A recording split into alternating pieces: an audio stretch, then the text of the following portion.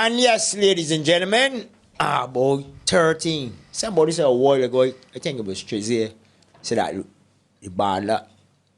Number 13 was a thing of bad luck. But it's a nice guess. If 13 is bad luck, I can't really figure out though. Well, I feel as though 13 is a lucky number for us because we hit the this jackpot is the in terms room. of guess. Welcome to the boiler room, round 13. We ain't saying part 13, round 13. It's supposed to be an unlucky number. Ding, ding, ding. Let me open up. This is gonna be a heavyweight boxing match, Adrian. Who are the hosts, Ladies Adrian? and gentlemen, in the boiler room tonight, we have the station manager of the Starcom network of stations. You know him from Down to Brasstacks, Mr. David Ellis. You hear the voice, now you get to see the face and feel the vibe between far right and green in the boiler room. Let me say something. I know because he out the picture that I see in the big spread that is going. Now you know which one is David Ellis. I wonder which one is Mr. Ellis here though. Because before, I think it's like before. I know Corey for a fact, but you know get to finally meet Mr. Ellis. Welcome to the sir. Pleasure to be. Welcome to the boiler room. I guess it is a different kind of voice. It gets hot in here? Well, we got AC, so if it get too hot for you, we can turn up the AC. But I don't feel in my heart after hearing you for so many years on the radio that we could bring the heat that. We can't say that you probably never face it, Mr. Ellis. I don't know. There's always a surprise out there. But you as a man that known for fire too, because I quite often hear you say come out to Barbados, listening to you on Brasstacks. You don't hold punches. He would fool you though, you know. He comes in very quiet and sedate and calm. He got that sharp mentality. I heard some interactions from Brasstacks where the fire come out. What's bringing out that fire, Mr. Ellis? Well, I don't think it came out of Brasstacks. I believe it came out of my interviewing technique. I've done a lot of interviews over the years, but a lot of those that are on-the-spot interviews. And it is only because a lot of people today who seem to run away from it, but I'm not afraid to ask the question that I believe people have on their minds. And I have learned to do enough of my own research when I'm in that kind of setting to be able to defend myself. And I think that's where it emanates from, more so than Brasstacks. Brasstacks is relatively mild in comparison to that. I go back to the days when we had leaders who were prepared to be put on the spot, prepared to be quizzed, and were prepared to ask you to justify the position that you took when you were interviewing them. So if you suggested to them that they were inconsistent in a position that they held, then you had to be able to prove that. And I believe that's part of what you see coming to Brasstacks as well. But that is where the fire comes from. And it remains a very critical part of my makeup as a media practitioner. So I mean I think I heard you spar off already with Mark Williams. That's one of the ones I could remember. Mark Williams is one. I heard you spar off with Dennis Kelman already, and like them is two that come to mind right now. But I heard quite a few. I mean with other callers that no name callers. We also got a guy from Black Rock. Like he's calling all the time about the BLP, I think about the party, this party doing this, and he party do this and that. I mean, you was always be like, you was fine tuning. You don't want me that rough cut. You was make sure, like, yo, if you speaking about this, you got to know down the line. You can't just come up, Mr. Ellis, with any just or shenanigans. You got to come real. In the 1980s, Prime Minister Tom Adams ruled the roost here in Barbados. People were very afraid of Tom Adams. Yeah, you remember that. And I had to interview him on a number of occasions.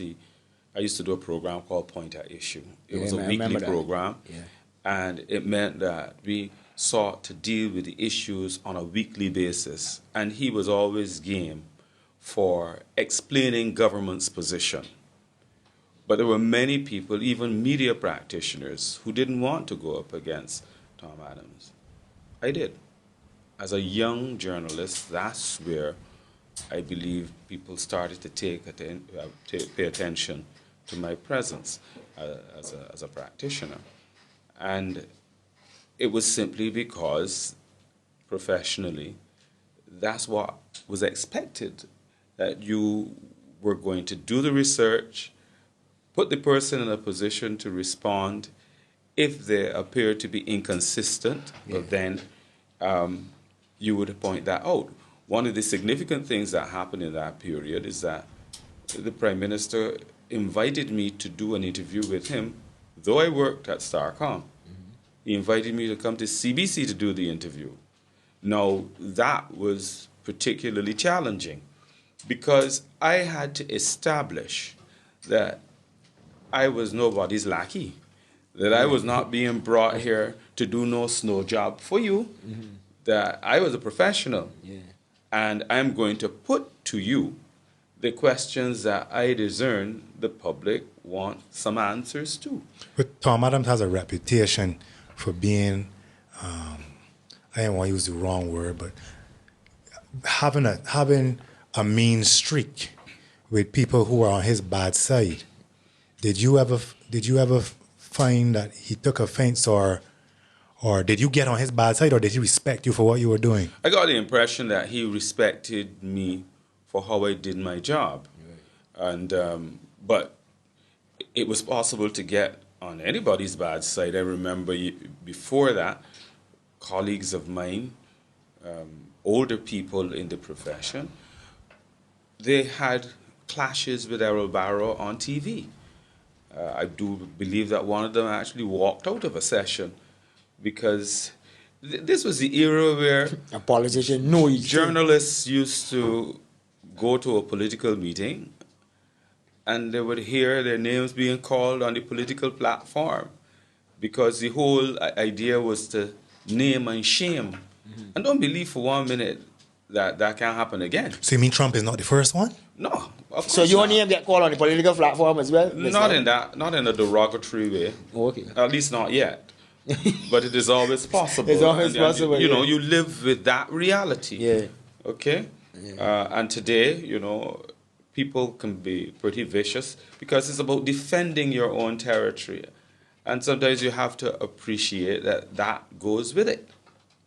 Because, I mean, like, sometimes you hear, like, one very, very good way you can remember is Mr. Kelman and Mark Williams had an exchange, I think it was last week, on the radio. And Corey was the moderator that day, I think it was. And, you know, it was a back and forth, like, well, Mark Williams said, like, yo, you didn't do so, and so you said it was going to have this and that in St. Lucie, and you didn't have it. So, like, exactly, like, man, you call up, yeah, you think you're going to hand me like a Blue Peter shirt.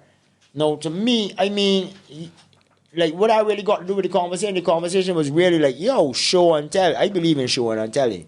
I ain't going to sit down here and say, well, I talked to Mr. Ellis, and when the people see the video, it's something totally different. I believe that when they see something, it's supposed to be that way and no other way about it. That is my thing. You know what I mean? Like, for instance, when they addressing politicians on what they do and what they didn't do, that is, I don't just sit down and wait for them not to do anything. As actually look and say, well, okay, well, look, you had this achievement. I will speak on that as well, but I ain't just speak on what you achieve. I can speak on some things you promise. Panda can't play anything. Like, yeah, I can make sure all I'm gonna get pipe down here and all this kind of thing, but then in 5 years' time, nothing happen. So it was just a fake promise to me.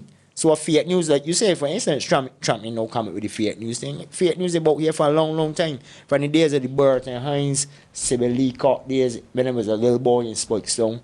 I remember them days. I remember them actually speaking about Roy Buffett and Evelyn Graves in St. Lucie. I grew up in that era too, so I know about them people. So me hearing them speak on it, you know, like, it come like, nowadays, it seems to be like a lot more, more talking and less action, even more so now in this era. That's your impression? I don't think that politicians have changed much from what they used to be. Same shirts. Because that is the nature of the beast. You go into a political party, but then you are not a dominant figure in the party. You have to go with the majority, sometimes against your own conscience, many times against your own conscience. So we have been misled to expect a lot more from politicians than many of them offer. Now, that doesn't mean that there are not politicians who have done well. I mean, I could speak about people on both sides of the political fence in this country that left politics, and you can respect them as politicians and as human beings who clearly made an effort to improve the lives of people. But unfortunately, politics carries a stigma. People see it as a profession where people who now are relatively weak financially will become involved because there are opportunities to get a pension, and in some instances to get even more than that, you know. And a lot of work has to be done in trying to restore people's confidence. Now, you know that in the last general election, the night of the election, I declared that I didn't vote. And one of my colleagues took me to task right there and then. On air? Yes. That a number of people were upset because I said publicly that I did not vote on that occasion. I must tell you that I don't have any regrets. Because So there was a reason. yeah, because I didn't think that what I was being offered was attractive enough. And I feel very strongly that in the same way that you can assert that you voted and you exercised your right to vote, I believe that I am representative of a core of people who can say, I did not vote because you did not give me a good enough reason to vote. And you cannot come to me and say that I must vote largely because people died for my right to vote. You have to convince me why I should vote for you. They died for your right to vote, not for your obligation to vote. Yeah. But so then you know they got these other forces. So they say, well, you know, when something happened, because you didn't vote, you ain't got to say it. What, like that's always get to me in my head. Like, what do you mean? So that means automatically because they didn't vote, I mean they left the country and I don't see what's going on in the world. Just pay VAT though. Yeah. You see them taxes. You pay other taxes too. Yeah. You vote once in 5 years. How many times you pay taxes in 5 years? Shh. You want me to come, Mr. Ellis? Precisely. So don't come tell me that because you didn't vote, you surrender your right to speak. You just give me such, you just give me a whole arsenal. Like when they come at me now, like, yo, study your head. It's certain things that people can tell you, but they really ain't got no significant meaning when you really look at it. But they need to, look, if 40% of the people in a country refuse to vote, the onus is on those who are trying to mobilize to tap into what it is that those 40% of the people want. But, so here's my issue, right? You say that. But if I am somebody who is running for office, 40% of the electorate does not vote, right? If things are, the political culture in Barbados is as you say it is, I don't really care. Whether they vote or not? Whether those 40 vote or not, the 60 that vote, I want 31% of them. But the problem is that you don't have a guarantee when it comes to exactly who's going to vote for you. So you need to spread your net as wide as possible so that you take into consideration some of that 40% there and trying to convince them. Spread your net or spread your iPads and your cash? Well, it used to be spread your corned beef. And, it used to, and biscuits and stuff like that. But that's another dimension to the challenge that we face in these countries now. I mean, there are some of us who believe very strongly that it is systemic failure, that we've inherited systems that have not worked as well for us, that we have had a lot of talk about the Westminster system, but remember their system in England is one that is driven by conventions. We are driven by a written constitution. They have an unwritten constitution. And our well-trained minds, those who have been exposed to political science and law, will always tell you that you have to go by the letter of the law, not the spirit of the law. It's a different matter altogether. What ideally you're looking for is a combination of the two. But if you get a situation where somebody is in Parliament and they are accused of doing the wrong thing, conducting themselves in a manner that is less than acceptable, what you have is that you, as long as they don't appear to cross the line where an illegality can be clearly established, or even if an illegality might have occurred, you can still find the troops rallying around them in such a way that they are protected. And they are going to look at the letter of the law specifically to say to you, well, this is good reason why this man is not to be touched. Has nothing to do with the impact of his behavior on the rest of the population. That's what I have seen in the region generally, and here in Barbados in particular. So the question really is, how much systemic change do we really need to push for? What are some of the areas that cry out for meaningful change? How much of the people's voice do you really hear? They talk about Brasstacks. Brasstacks, I must say to you, has become a most important forum for people expressing their opinions. Now, I have to deal with people who will say to me, it's the same 10 voices or something like that. Mm-hmm. It really isn't 10. It could be about 20 or so. Yeah, I know. All right? But regulars. It's the same voices that you are hearing on a regular basis. That may be true, that there is this frequency with which you hear them. But they are also speaking on behalf of some people in this country who are very timid. And don't want to come on the who say, I don't want nobody to hear my voice. Right, I won't get victimized. All right, I might get victimized, right, and that sort true. of thing. All right? And they play that role. I am not a caller, I'm a moderator. Mm-hmm.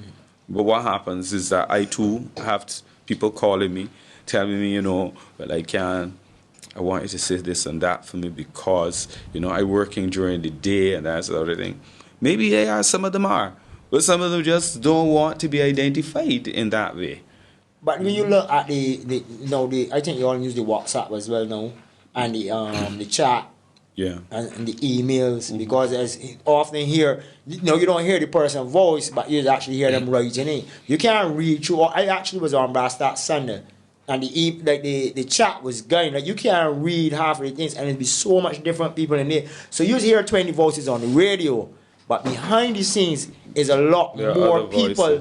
There's other voices that you do not even hear about. This is the age of new media, so a lot of Bajans are not on the radio, but they're on social media. They're on WhatsApp, they're on Instagram, they're on Facebook. And it's how are we going to use those tools to help strengthen democracy? Because at the end of the day, that's really where we're going here. Here's my issue. And it's something that I've noticed over the years listening to you on Brasstacks. And what you said just now is something I've heard you say before. This is the nature of the beast. This is how politics in Barbados is run. But sometimes I hear a resignation in your tone, like, man, we can't do nothing about it, that's just how it is. Is that how you feel? It depends upon what we're talking about.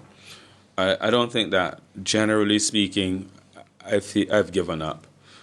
I may give up for a particular period because all that I have been seeing and hearing suggests that we are not getting the kind of response that is required. And that means that more Barbadians must become involved in a process of asking for change and agitating for that change in a positive way. And I don't think that Barbadians are reflecting that kind of spirit. I have a view of how we operate that is not very flattering as a people. We don't necessarily go there and protest in the streets and that sort of thing. More laid back. But we protest in different ways. Yeah. I remember one time I actually told a guy, I had a radio show on Slam, and the guy I was telling him, yo, people really got to get out there and really protest and let these people know that they stand for something. The man was like, yo, what protest gonna do?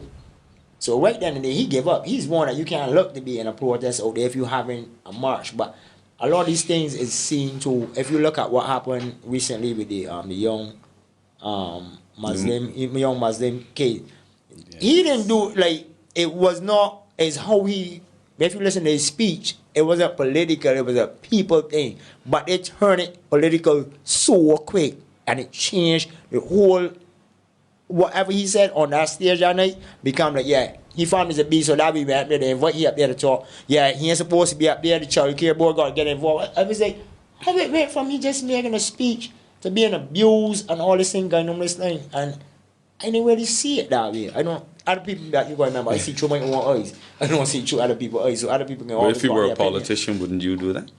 Invite him on No, the if speech. you were a politician, wouldn't you on the characterize... opposing You want to side. characterize the speech in that way Yeah. so that you could eliminate its impact. Because that's the nature of the beast. If you were a politician, you would do it? Possibly. Every angle that you could get. Because the truth of the matter is that if you become involved in something, you want to be the best at what you can do. And being an That's not being the best. and being, well, in your judgment. Your but your best might not be their But best. that's in your judgment. Yeah. All right? That's want to win. Want to win and want to be the best are two different things. In politics, go back to that particular notion which says that politics is all about winning and holding power.